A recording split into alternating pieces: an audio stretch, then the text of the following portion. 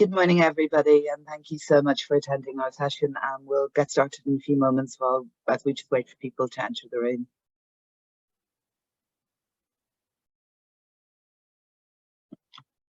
Okay, I think we should get started. Thank you to this very sunny but cold 1st of December. I hear it's the beginning of winter.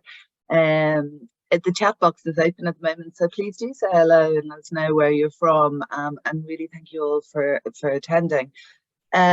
Obviously, the webinar will be recorded, and we will close off the chat box in a few minutes, only because to monitor questions. We've been getting lots of questions. We'll do that through the Q&A, if that's okay, and then towards the end we'll turn the chat box back on again. But for now, welcome and thank you so much. I think this is a really important session for us. We've had a really brilliant week of patient partnership and a really brilliant week around. And if everyone, all the attendees want to put it on their cameras, that's great. Sarah, I'm delighted you got here. Sorry for the stress that you had trying to get in. I actually, Sarah, I'm not gonna ask you right now, but I am gonna come to you. But I was last night at an event which was around 100 years of insulin. And it really, the anniversary of 100 years of insulin, and it really taught me and got me thinking so much about the role of industry, and the role of industry in the developing of drugs and medical devices and everything else that industry do, and how we need to work more in partnership. So one of the things I wanted to do through this patient partnership week was to have a conversation with people who got involved in some of the projects. And I know that Shivani, who's our head of programs, is in the audience at the moment, but we'll get her to come on screen later if she's still with us. I don't know if she's got appointments, but you know, our head of programs, our work with industry is really, really important because it allows us to do work with patients and to really hear. So our whole strategy is around patient partnership and design and delivery of services. So if we can work closely with industry to make sure that we can really hear from patients and we can involve patients in the work, then I think that's absolutely fantastic. So I'm going to let the team with me today introduce themselves, and then we're just going to have a conversation, and we will answer as many questions as we possibly can do, because we want this to be as interactive as the Zoom teams can be, and hopefully next year when we're having this, it can be in person. So in no particular order, but just how you are around my screen. Carolyn, can I ask you to introduce yourself? Yes, of course, Rachel. Thank you for the invitation. I'm looking forward to the discussion. My name's Carolyn Wheatley. I'm a volunteer and support advocate worker for Pint, a patient support group. I've got organ failure, so I've got intestinal failure, and I've had that for nearly 40 years, and I'm fed intravenously for 12 to 14 hours a day overnight. I really enjoy advocating for people through my own lived experiences. The one thing I've learned is that you can actually make a difference, and collectively we can make a bigger difference. And I really enjoy working in networks and forums with industry, collaborating on services, provisions, devices, medications, anything that makes a difference for people to help them along the way to improve their life, their difficult life experiences, but together we can make such a big difference. Partnerships are absolutely invaluable. So that's me in a nutshell. Wow, you're on track this morning. I should have got you to do the intro. That's it. It's the things we can do together. Sarah. Sorry, that's me, Sarah. Yeah. There's a few of us. Yeah. My name's Sarah Louis. I was a carer in regards to the project for the Patients Association that I was involved in last year, and unfortunately my partner died in September last year. Alongside being a carer, I also work with the National Health Service in a caring capacity, supporting people in their homes with their daily living skills. Yeah, and I've been part of the Patients Association at least since last year, and it's been very interesting being part of a couple of projects, and particularly this one we're going to discuss today in regards to getting the views from patients and to be able to give their views and to say how they'd like to be consulted and involved in certain decisions. So that's me, very small nutshell. That's lovely. Thank you so much. And Fran. Good morning, everyone. Very much like Caroline and Sarah, I've been involved in various projects after a complex medical history and still suffering from various respiratory conditions, which sometimes do affect my speech, and I apologize. And one particular aspect has been antimicrobial resistance and basically drug-resistant infections, which I have suffered from myself. And I consider basically the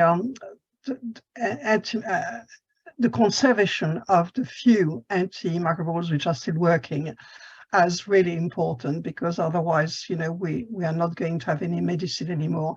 And to achieve that, we need partnership, we need collaboration, all of us, industry, patients at all levels and across all sectors. Thank you. Thank you so much. And Sarah, we've allowed you get your breath back. Thank you, and apologies about my technical challenge this morning. And really delighted to be here and really looking forward to the discussion. So I'm Sarah Whitehead. I'm part of the corporate affairs team at Novo Nordisk in the UK.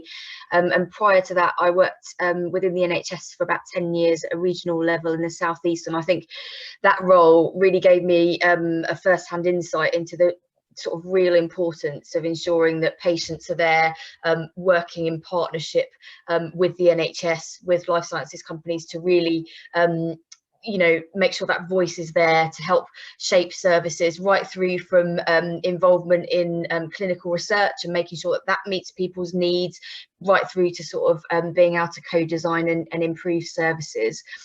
Just really briefly, for anyone who doesn't know Novo Nordisk, so we celebrate our 100th birthday next year, and we sort of say that actually our kind of origins are based on what we describe as a love story. So there was a Danish research professor in the early 1900s whose wife Marie Crowe was suffering with type 2 diabetes, and so he really put aside his own research career to dedicate to find a treatment for his wife, and following the discovery of insulin in 1921 worked to bring that from Canada through to the Nordic countries so that it could become available to others who needed it, and then went on to found the company which is Novo Nordisk today. And I think that really kind of continues to inspire our purpose today in terms of the importance of wanting to work collaboratively with a range of partners, including patients associations and patients, to make sure that we can support people living with the conditions in the areas that we work in. And really delighted that one of those partners is the Patients Association. Been really pleased to be able to sponsor this series of important webinars that they've done this week about the importance of patient partnership, and can talk a little bit later about the work we supported and which Sarah was involved in around the importance of shared decision making and making sure that patients are really able to sort of work in partnership with clinicians to support personalised care. So nice to see you all. Thank you so much. And Rob, last but not least. Thanks, Rachel. Hi, everyone, and thanks to the Patients Association for inviting me here today. It's a real pleasure to be able to talk on this topic. I think it's really important to make sure we are giving patients a voice in everything we're doing. So my name's Rob Brown. I'm a Senior Scientific Affairs Manager at Nutricia. For those that aren't aware, Nutricia produce nutritional solutions for patients with a range of diseases, ranging from rare metabolic diseases, where we may be producing feeds for just one patient or of a handful of patients across the country, to enteral nutrition and oral nutrition support for much wider groups. As an example, we have a home enteral feeding service that serves over 25,000 patients in the UK. And it's an absolute core belief that everything we do needs to put the patient in the centre of it in order for it to be effective and actually improve patient outcomes. So I think it's really important for industry to be able to collaborate through partners like the Patients Association to work on projects which are genuinely offering useful outcomes for patients. One of the things we'll be talking about today is disease-related malnutrition, and the project that Carolyn and Nutricia supported in line with the Patients Association. Disease-related malnutrition is an enormous and under-recognised problem in the UK, impacting around 3 million people and costing the NHS about 23 billion each year. But unfortunately, it's not being given the priority it deserves. And one of the things we think is absolutely critical to try and improve upon this is to give patients a voice and the understanding that to become old, to lose weight and become frail as you get older is not normal, and that there are solutions and things that can be put in place. And so a lot of the projects we'll be talking around today are around how we've tried to help empower patients, have better conversations with their healthcare providers to give them the tools they need to understand malnutrition can be managed, and when it does, it's a win-win for both the patients and the NHS. So thanks to the Patients Association for having me here, and really looking forward to the discussion. Brilliant, thank you. Now, we did have Dr. Aman Gupta, who's the Medical Affairs Manager from Pfizer, with us, but he is having major technical difficulties and has disappeared. So we're doing our best to try and support him in coming back on. So Fran, I'm sorry, but you're all alone here. So you can have Steve out, but we're sorting that out. Don't worry. We'll get somebody on to talk to you about it, and I know the project as well. So the three kind of projects that we're talking about here is the work that we did around biosimilars, and the work that we did around the nutrition, a nutrition checklist, and the work in antimicrobial resistance. So I think I'll go back to our immediate first running order now, because Sarah has settled down. So I think Sarah and Sarah Louise, maybe how you worked together on the work around the biosimilars project, and what happened and how that went. Would it? Oh, gone, Sarah. Sorry. No, you go ahead. It's fine. Go. Thank you. I was going to say, I wondered if it'd help if I sort of outline briefly why we thought it was an important project for us to be able to support, and then Sarah, if you're able to sort of talk a bit more about the important work that you did on it. So yeah, we were asked by the Patients Association if we could help to support and sponsor the work that you were doing around biosimilars, and the importance of ensuring that there was shared decision making and real shared decision making between patients and clinicians in doing that. And I think that really resonated with our values at Novo Nordisk. I think the importance of personalised care and ensuring that treatment and care is really tailored to an individual's needs and what's important to them, and that there can be that really important shared decision-making process between the patient and the clinician about sort of what's the best treatment for them and their circumstances. And I think we were aware of the great work that the Patients Association had done previously in highlighting that actually, while we know that shared decision-making process is really important, I know that Rachel, your team found that sort of a third of patients hadn't been consulted by their doctor before being moved onto a different medication, so didn't understand sort of why that was happening, or have the opportunity to ask any questions about that.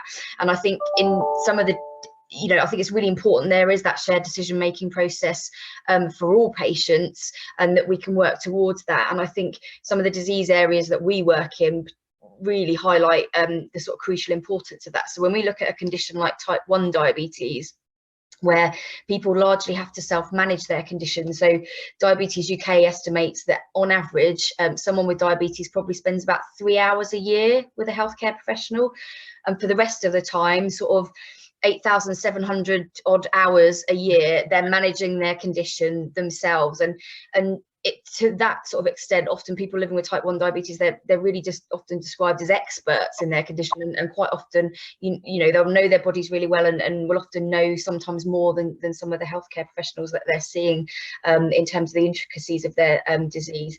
But again, I think some of the work that you guys have done with the Patients Association that we've been pleased to be able to support has sort of found that people who are living with diabetes have sometimes reported more negative experiences of shared decision making, that isn't actually happening for them. So I think that's just to sort of explain why we're really pleased to be able to sort of support this project. It completely hands off from our perspective. We didn't have any involvement day to day in the project. That's really important that that's done independently, but we were really pleased that we're in a position to be able to support that work that you did.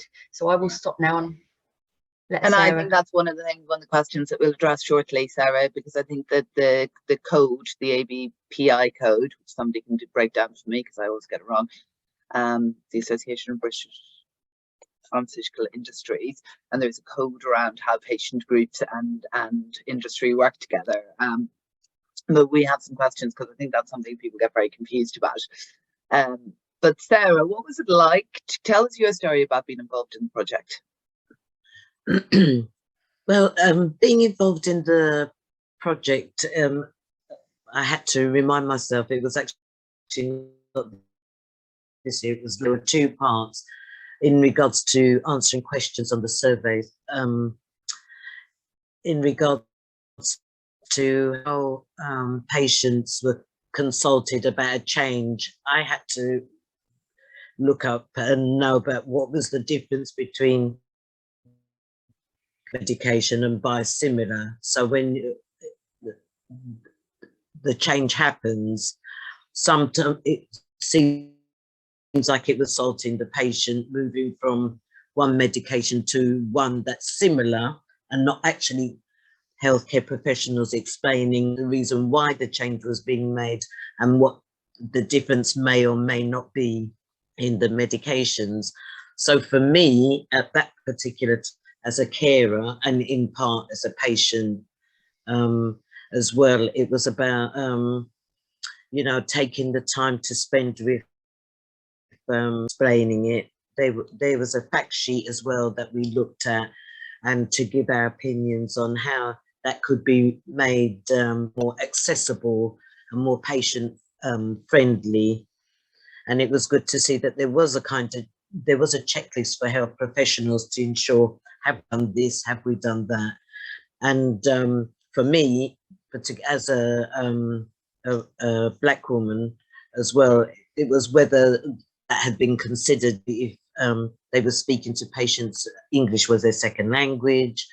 Were they considering people, different cultural values of views in regards to medication right from the beginning? And also, I look back at the as well, and even that, although the pictures were not of real people, it showed you know, just different skin complexions. So I think that's important because people are taking medication from all different backgrounds and cultures, and even just having an information and you see somebody or an image that reflects you'll think, oh yes, this has got something to do with me. And it was very interesting working with patients as well who had different medical histories and disabilities and so on. So and to know that an influence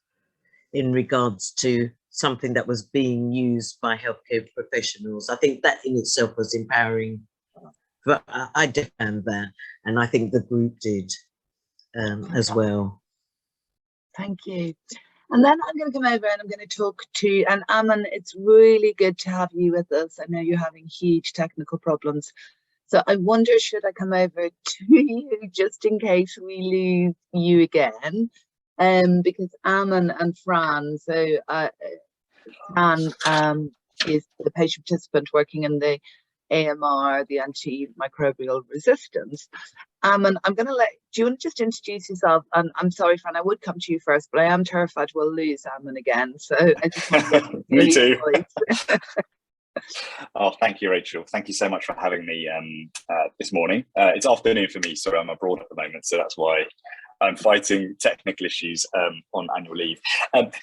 So thank you so much for having me here. Yeah, my name's Dr. Aman Gupta. I'm a medical affairs manager from Pfizer UK. I work in the hospital business at Pfizer, which essentially is a portion of our business where we supply a large number of medicines, specifically for the hospital setting, and within that include anti-infectives such as antibiotics and antifungal medicines used in the hospital environment predominantly.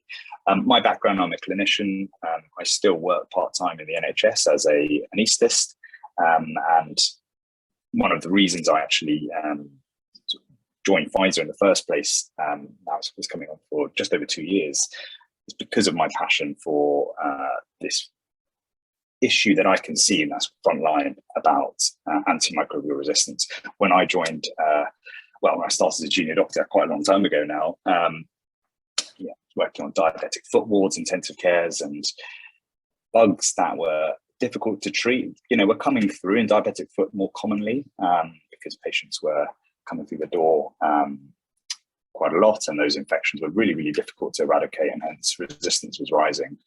And I'll be honest, it's getting more and more common and permeating other specialities, and I've just been seeing it snowballing over the last decade, where we just are ending up with bugs where we have very few treatment options. And so that's where a lot of the work related to antimicrobial resistance originates from. And my passion for involving patients really does come from seeing that challenge. I could see patients were that core thread of commonality for the actual patient pathway and where antibiotics were being prescribed and used. Clinicians were not able to join that up amongst themselves. Our healthcare records aren't really joined up enough to show that narrative of what's going on with antibiotics. And as a consequence, practice could be better and should be better, but finds it tricky to be better. And patients could unlock the key, and that's where a lot of our work in the UK anyway has stemmed from in terms of patient engagement. And it's been fantastic over the last couple of years working with the Patients Association to actually hold our hand as well through this process of being quite new, of engaging patients at that grassroots level to get real value as a stakeholder, which I think has been a real missed opportunity to date for improving the way therapies are delivered.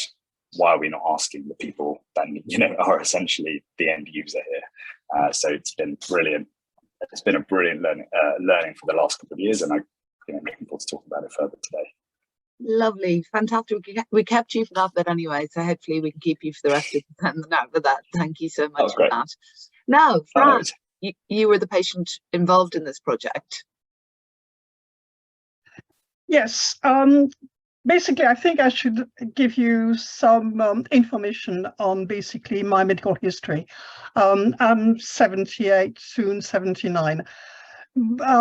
About 15 years ago, I was diagnosed with terminal acute myeloblastic leukemia. I was hospitalized for 10 months, which is a long time, in total isolation.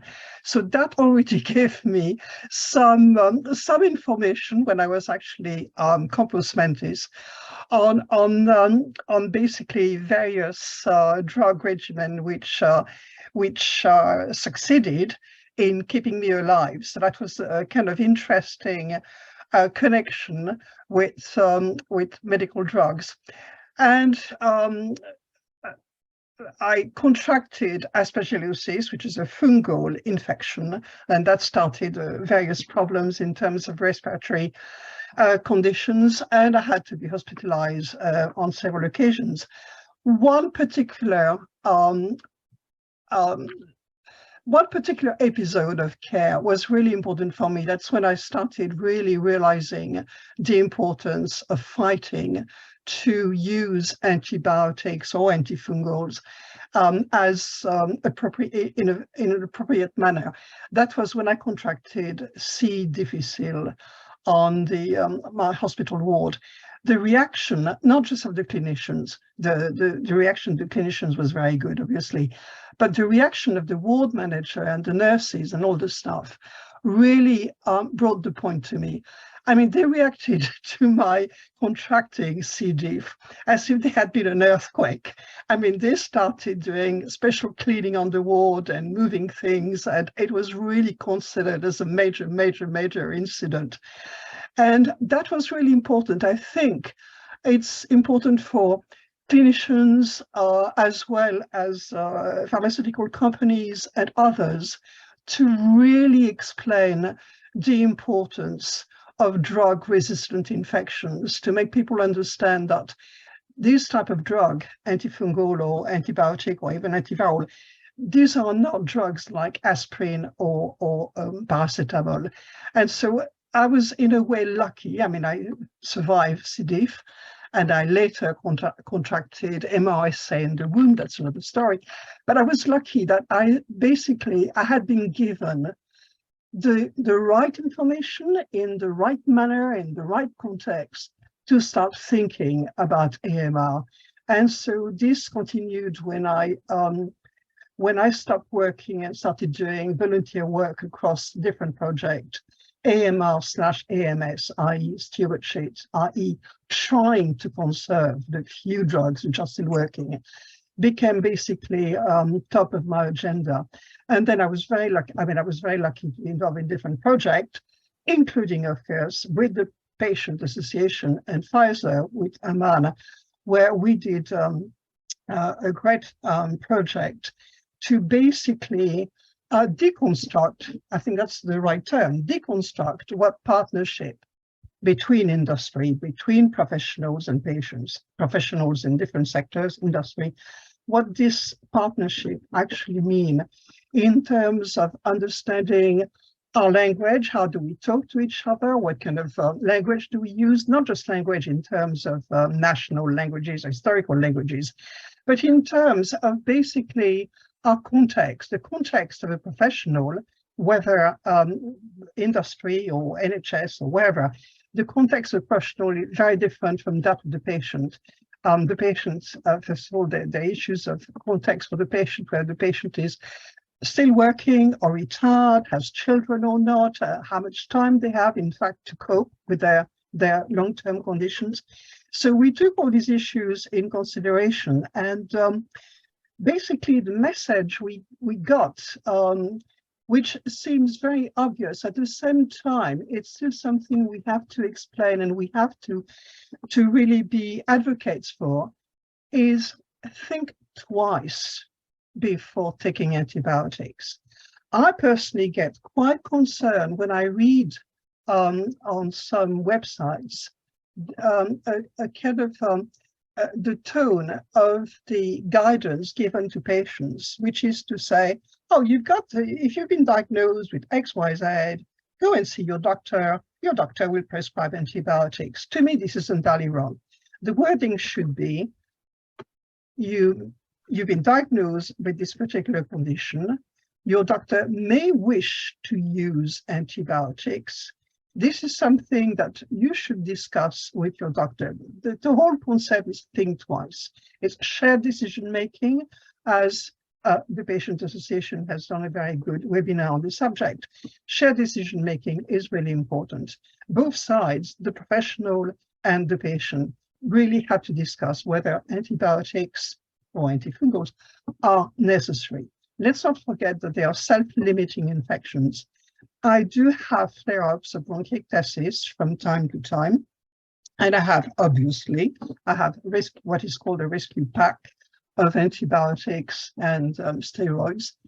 And for many years now, every year I produce a report to my specialist consultant at my hospital to basically indicate how many flare-ups I've had and whether I've used the antibiotics or not.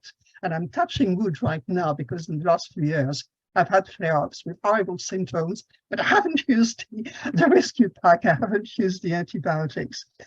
This thinking twice is very important. And I was very lucky that it's also, and Aman can correct me if I'm wrong, because I'm actually putting words in his mouth, I think, is basically, I think, also the position of Pfizer. Let's all think twice about antibiotics and antifungal. I'll stop here. Thank you. Thank you, Fran. Thank you so much. So I'm going to come over to Rob and Carolyn, and I think actually it's probably right that you've come now at the end, because actually nutrition and the whole area around nutrition underpins everything, our whole holistic, every minute of our lives about how we eat, but very particular then when we look at malnutrition.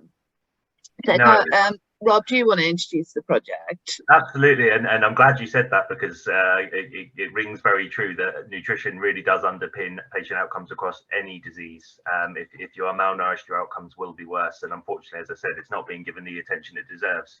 The really frustrating thing we found through a number of patient surveys is that patients are desperately seeking good quality, credible information. And I'm sure any of you can recognize, if you Google nutrition and disease, you will probably come across a lot of really quite terrible information.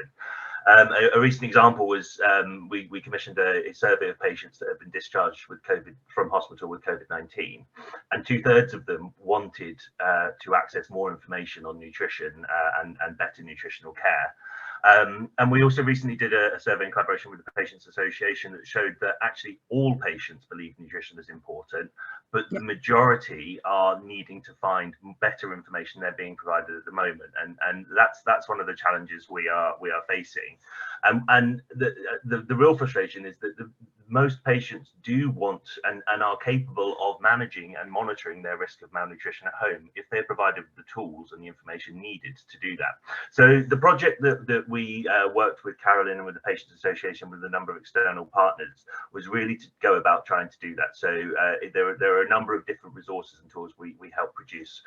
One of them was a nutrition self-screening tool called the Nutrition Checklist, which provides patients with a way, or carers with a way, of assessing nutrition risk, and almost a template to go and have a conversation with your healthcare provider around, I am at risk of malnutrition, I do need support, and empower them to have that conversation.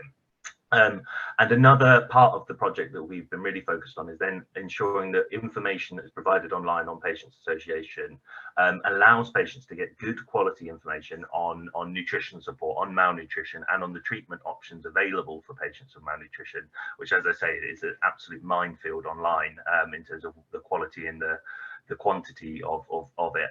So the overall goal is really to ensure that patients are either signposted to the correct places or feel that they've got the right tools and information to go and have a conversation with their GP and make sure they're getting the nutrition support they need. And I think that's a common theme for everyone, is give patients the power to have these conversations, and it will lead to better outcomes and better care. Carolyn, I don't know if you wanted to add anything to that. Yes, I'd like to add a little bit extra, Rob. I think one of the aspects that really appealed to me about this project was actually helping people with long-term medical conditions understand a little bit more about why it's right, what they can do about it, and what the type of nutrition they need, where it is, what's available. Because I think there is a tendency, and I think it came up earlier, you're ill or you've got a condition, so that's why you're losing weight. And we all know, to fight disease, to regain strength, to be able to manage, the body needs the right nutrition. It's the fuel. If we don't get the fuel in the engine, the body won't be able to cope, it won't be able to recover, and it won't be able to fight all of these things that are thrown at these people. And I think for a lot of patients, they just are expected to manage weight loss because they're sick, and we can do a lot to improve quality of life, health status. So simple information, and as Rob says, if you Google nutrition, it comes up in many guises. Some of it's really good, but sometimes it's not simplistic enough just to signpost people to the right direction, and we need those conversations. We work very strongly trying to just realise that simple, clear guidance can make a huge difference. And also these wonderful fact sheets that were produced and the animation. We're all in a world of digital platforms now. A patient can take something to a GP or a community nurse or a doctor and start a conversation by saying, are you aware of this? Is this me? How can you help me gain better access? So we're starting a conversation. We're not going in looking for war. We're not criticising. We want to engage conversation. So it's not only the patients and the local practitioners, but the conversation with industry to produce these much needed resources. And we need to change the dynamics. Malnutrition historically is an elderly person that looks frail. There are lots of malnourished people that look like me and you, and it's unrecognised because it's not visible. So just starting a conversation for me is enormously important to put us on the right pathway. Not only does it improve health, quality of life, it saves money. Brilliant, thank you so much. So there's an example of 3 of the different projects that we've done with the Patient Association, where we've worked with industry to either help us fund it or to participate in it. But the big question, I'm going to come to 3 industry people, is compliance. And there's a lot of confusion out there. I'm not saying with you, but there's a lot of confusion about that code and how. So from my perspective, when I started working with the Patient Association, I was like, oh, we kind of work with industry quite a lot. And then I started working with all of you, and I was like, actually, the transparency in the way that we work, in the way that you work, is really quite tremendous. And we, you know, I started to understand the code better. But I suppose, and there's different ways that we can do it. But do either of you just want to address the code and how the code allows? Because for me, I think there's partnership, and I think the partnership is that industry. And Sarah, last night, you know, at that event that I was at, was, you know, real example about how industry, working in partnership with healthcare professionals and patients, together we can do make a huge amount of difference, as the 3 patients here have their testimonies have said. And we've involved hundreds of patients in projects. Talk to me more about the code. Yeah, no, absolutely, Rachel. I think it's such a key point. So I think, you know, people always sort of think of pharmaceutical companies and the life sciences industry as being about medicines, which is obviously sort of a key role that we have to play in bringing those treatments forward for people. But beyond medicines, there are other ways in which we can support our health. So, for example, that might be helping to support the NHS in training and providing training for healthcare professionals and education in relation to the disease areas that we work in terms of increasing knowledge and understanding of those disease areas. But I think the key point is, as you say, is that all our work with partners is governed by our industry code of practice. So that's a self-governing code of practice, but it sets out some clear rules in terms of how we should work with partners in that professional, ethical, open and transparent way, so that where we have sort of shared objectives and goals with partners, and we can see that there's a benefit to us working together. And I think everybody brings different perspectives to the table and has something different to offer, and patients and Patients Association being a really key factor in that. It just means that we can work together in that safe way. And I suppose one example, I think the pandemic kind of really highlighted the role that life sciences companies can play in working with a range of partners to sort of improve health. And we worked with Diabetes UK. They came to us and sort of explained that during the pandemic, their advice line was getting a lot of calls from people living with diabetes who couldn't reach their healthcare professionals, who were, you know, under such pressure at that time. And at that point, the Diabetes UK line wasn't geared up to provide clinical advice. So we employed some diabetes specialist nurses who work with the NHS on education and trainings and things like that. So we were able to work alongside Diabetes UK, NHS England, and another industry partner to kind of put in place a helpline so that people could receive that clinical advice, and where our specialist nurses could give that advice, not related directly to our medicines, but in relation to the patient's care, and so that they could support the NHS with that. But there were really clear governance and rules in place to keep everybody safe, to make sure the right safeguarding measures were in place, so that everyone was really clear what their role was, and sort of our role within that, and so that there were the right guardrails around that. So yeah, as you say, it's that way of working that makes sure we can work in that open and transparent and ethical way. Yeah. And Rob, in terms of the code, is there anything that you want to add? Well, interestingly, as a nutrition company, we technically aren't governed by the code because we aren't medicinal products. So, but we do abide by the general principles in trying to act in a credible, transparent way. I think the thing I'd like to add is that charities like the Patients Association are absolutely critical in supporting getting that message out there.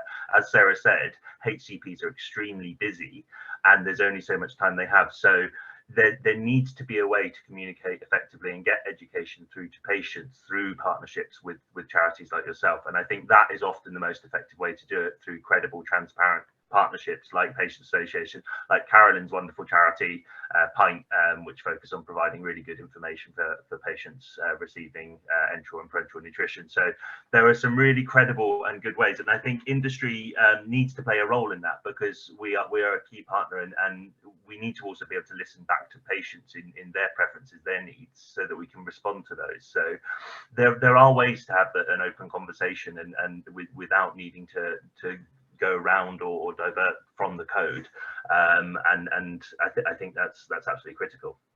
Fantastic. And Aman, I know, I'm not sure, how do you? Yes. Apologies for my camera not being off. I'm just trying to make sure my bandwidth stays stable. You're very clear, which is great. Oh, perfect. Yeah, I mean, I think so. It's important to, I guess, understand the foundational need of code. The code is there to protect patients and healthcare professionals and make sure. I mean, we're not selling standard products. So we are selling medicines and things that really do impact the lives and the quality of lives of patients. And if we get it wrong or misguide, people's lives are at risk. So we can't mess about. And that's where the code. That is where the code comes in. And don't get me wrong. I'm one of the sort of medical colleagues internally, so one of those enforcing the code internally for Pfizer. It's a hard thing to navigate, even for us internally, let alone working with external organisations. And it does seem like a pain, but it's a really necessary pain to go through because of what we're doing. So it's as a consequence of the code, we are naturally risk averse, and it's important to be risk averse in this particular field about how we're instructing healthcare professionals, how we're giving information out, what we're saying about things, what kind of claims we make. Everything we do has to be looked through with a fine-tooth comb to ensure that no one is misguided. Now, traditionally, it's been related to healthcare professional communications. The code's been very good, actually, I guess, as well, at providing guidance about patient organizations as well. So that's why there are quite good deep links with organizations such as yourself that have occurred over several years. But that grassroots communication has been missing of directly communicating with patients. And I mean, I think the good news is that has been recognized. The PMCPA has recognized that. Lots of industry partners have recognized that. And this year in August 2022, there's been specific guidance about how pharmaceutical industries companies, and others related to the code can interact, provide a bit of a guidance and playbook, because we are risk averse, and as a consequence, unless there's a clear guidance and a bit of a playbook, we feel unsure because of that. So I think it's been great, because I think at Pfizer anyway, there's been a huge move towards this because of that industry signal of this need, that sort of safety net now provided to us to kind of move in this space, and also the value I think both sides are getting is plain to see. So it is unfortunately a bit late to the bit late to the forum of discussion, even not just in AMS, but it's here, and it's going to now, I think, organically grow in many companies as to how we interact with patients and patient organizations. Thank you. But apologies, so I must say it is frustrating for everyone we work with, and I can see that whether that's a private organization, a charity, a patient, a healthcare professional, there are processes which I am constantly apologizing for, because it is frustrating that we can't circumvent. And I think it's quite important in such big companies to make sure we do follow those processes, although the frustration nonetheless is there. I suppose, and at the Patient Association, we've worked with so many industries, partners, that we probably understand the code, and we've got a very strict ethical review that we go through before we work with any industry. And actually, we keep an eye on every industry that we look at and we work with, and we make sure that we're up to date with that. But I suppose for patient organizations, what can be probably more frustrating, is that there is industry out there who seem to say that the code says you cannot work with patients. And it's amazing how many times I'm kind of having to go back and go, but no, it doesn't. It says you can do this, and you know, we can work together. And there is a question in the chat saying, you know, you are the converted. How do you get those other industry who kind of have this whole stand package? Because there's another question that talks about, if you're not working with patients, how can you say your work? How can you do things with patients and for patients that's not just tokenistic? Sorry, that's kind of two questions. No, 100%. And I think one thing to realise is the culture related to the code. The code has, and I think rightfully so, we are all scared of breaching the code, very scared of it. And some of this relates to scope. Until the PMCPA arguably endorsed it. And although they were endorsing it verbally, having it in black and white on a piece of paper means that we are, you know, everyone is now okay to say within the scope of the code, because it is now within the code, specifically written in black and white. You know, people that risk aversity is I guess dampened down in this area, because a lot of companies, and I do understand why, would feel very uncomfortable about doing anything outside the scope of what's written in the black and white code.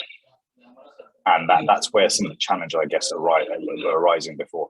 And I think, you know, there are several companies, apologies for the background noise, there are several companies now, and I'd say this, it feels like something in the air of a change of attitude towards this that's coming through from even our co-compliance team, of this, you know, this ability to be comfortable, learning how to be comfortable. What are the guardrails we want to put in as a company? How are we going to, you know, set a bit of a playbook so that we can make these processes more refined going forward? But yeah, unfortunately, they don't have a standing operating procedure for engagement yet, and we're kind of building them and realizing it's actually not as challenging as we thought. You know, what were we scared of in some respects? That is the realization which is occurring, which is fantastic. But yeah, that is why it's been so great to work with yourselves, because you've been able to hold our hand through that a bit,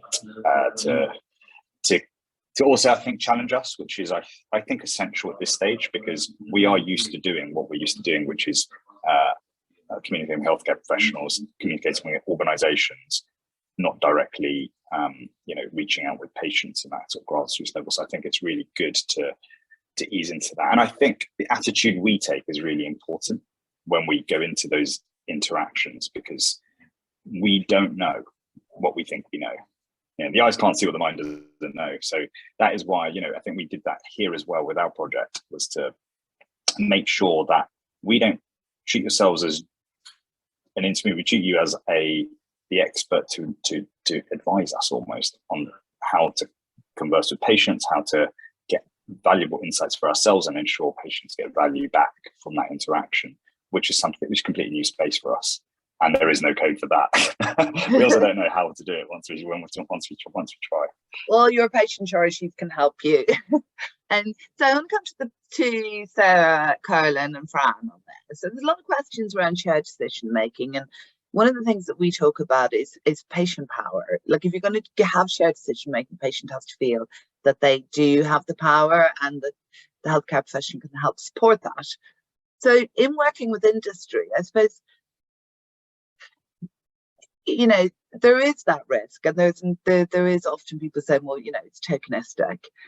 In your experience, how did you find working, well, with the patient association and the way that we engaged you, but in then developing your relationships where, you know, maybe, okay, with some people you mightn't even talk to industry because they've supported us to do it, but another, it's a partnership about us getting stuff together. So Caroline, how do you find it? Well, first off, working with the Patients Association has been absolutely amazing, contributing into a very well structured process that I know I'm safe, and there's going to be credible resources at the end of it is fundamentally really important, because I think sometimes in isolation you get excited about the potential of doing something, but then get very guarded because you don't know what it's going to look like, you don't know where it's going and how it's going to be utilised. Although you may get some assurances, there can be some misunderstanding on projects. Working with you, I just felt very protected, very safe, but also very included, and I felt listened to. And I think listening is something that's you can't put a price on listening. Fundamentally, it makes a difference not only for the patients, but it makes a difference to the companies, and overall it has a better outcome.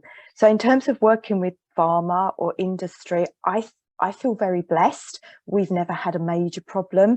We've got a very close-knit community in the world of artificial nutrition. I think we have that shared passion to start with. So we've not had to convince anybody they need to talk to us. It's been an obvious thing to do. Because the numbers are great on the enteral, they're small on the parenteral side. So it's a really obvious thing to talk to them. It's very easy. Many of them aren't pharma, which makes a big difference, but they still have codes of conduct and principles they need to follow. So we're very mindful of that. As I said, we've never had a problem. We've now started working with pharma in terms of drug approval, etc. And I think I was a bit surprised by the processes and the number of pages in an engagement document and not having the ability to actually break it down and actually understand it. But it was essential to sign. But what am I signing? So I very much saw this as a conversation with the pharma companies to say, help us understand what this means. I get the protection on both sides, but it's too jargon related. It's too business like.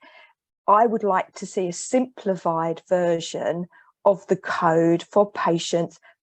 2 sides is plenty, please. Not 48. I've got no legal training. Legal department's very sparse for us.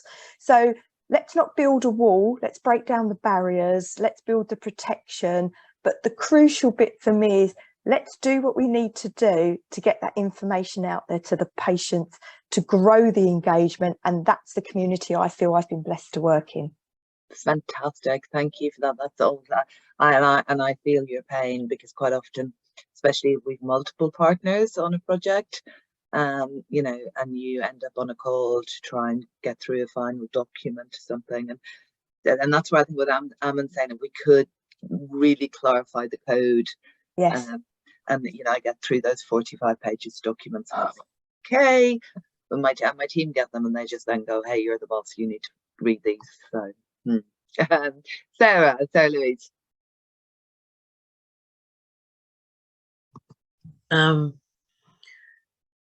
Yeah, your question was just how did you find, you know, thinking of shared decision making, thinking about putting you in the centre, your needs, how did you find working with the patient association, but that industry relationship in the main? Well, working with the patient association, I found I was nodding my head a lot to what Carolyn was saying. So I feel the experience was very similar, and being given the opportunity to be involved in not just a project, but as I said, yeah, in making changes and being empowered. So the work of the group in looking at that information for patients about the change from biological to biosimilar medicines, you could put in different contexts, although that was a specific one, you know, to say about there's information, how are you going to disseminate it to patients, in what form, what do health professionals need to consider. So being involved was, and to see the actual the checklist and the document, as I said before, then you know it's not just a group of people that are talking hypothetically, and your views going somewhere you don't know where they're going. You could actually see the end product, because I spent many years in adult social care, and you have briefings, you have consultations, and then you don't actually see anything from it. So this was a very positive experience for me to see, the start, the middle, and the end. Now I'm talking and just that's for me. That's for me. Individually. Yeah. Yeah. That for me is something very important in any work that we do. Because if we're going to have meaningful and true engagement, then there has to be an outcome, and it isn't about making anyone just look good. And there has to be a clear outcome. So Fran, how, because you've been involved in quite a few projects, how do you find it? Well, first of all, I've never had any problem dealing with industry, and I've been working with different pharmaceutical companies.